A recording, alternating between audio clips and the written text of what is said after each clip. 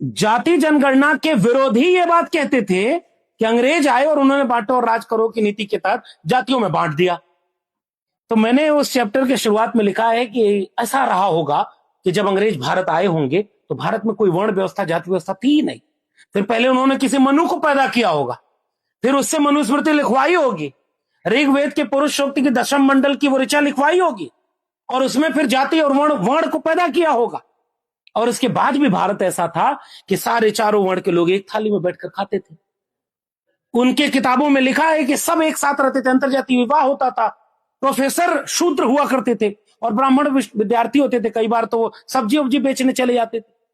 क्षत्रिय लोग जो है कचरा उठाने का काम करते थे। ऐसा भारत अंग्रेजों ने देखा और जब देखा उन्होंने कि ये तो इतना एकजुट है, इन्हें बांटा कैसे जाए, तो जाति जनगणना करवाने लगे। इतने हास्यास्पद तर्क है इनके पास।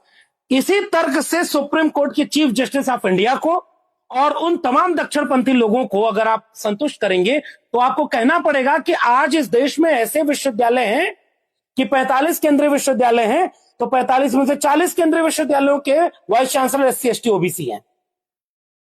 कोई भी डिपार्टमेंट आप उठा लीजिए, उसमें जो HOD बने हो उसमें 90% SC ST OBC है। दिल्ली विश्वविद्यालय के 90 डिग्री कॉलेज है, 90 में केवल 9 सामान्य वर्ग के प्रिंसिपल हैं, बाकी सब SC ST OBC है। और भेदभाव होता है सामान्य वर्ग के बच्चों के साथ, क्योंकि इंटरव्यू का पैनल ऐसा बैठता है जिसमें 10 में से 8 मेंबर SC ST OBC होते हैं और जब कोई सवर्ण बच्चा जाता है तो उसकी जाति के नाम पर 5 गाली देते हैं, इंटरव्यू में नंबर कम देते हैं जब वो बोर्ड का हेड बने होते हैं। ऐसा कोई विश्वविद्यालय इस देश में एग्जिस्ट नहीं करता। इस देश के विश्वविद्यालयों में कोई भी सिलेक्शन कमेटी बैठती है तो उसमें नॉमिनी के तौर पर SC ST observer OBC observer बनाए जाते हैं। डिसीजन मेकिंग में उनका कोई मतलब नहीं।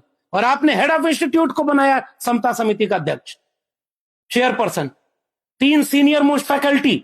मैं दावे से कर रहा हूं कि किसी भी देश के विश्वविद्यालय का औसत निकाल लीजिए, अगर 10 सीनियर मोस्ट फैकल्टी मेंबर हैं तो 10 में 9 SC ST OBC नहीं होंगे।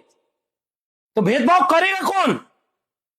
और आपने ऐसे वेग, सरकार वेग बनाई और वेग के नाम पर पूरे देश में आंदोलन हो गया। और मैं आहत हूं, अभी तक मेरा दिल दुखा ही है कि प्रधानमंत्री को उनकी जात के नाम पर गाली दे दी गई। कार्रवाई नहीं हो रही है। तेली वो हैं भी नहीं, लेकिन तेली के नाम से गाली खा गए।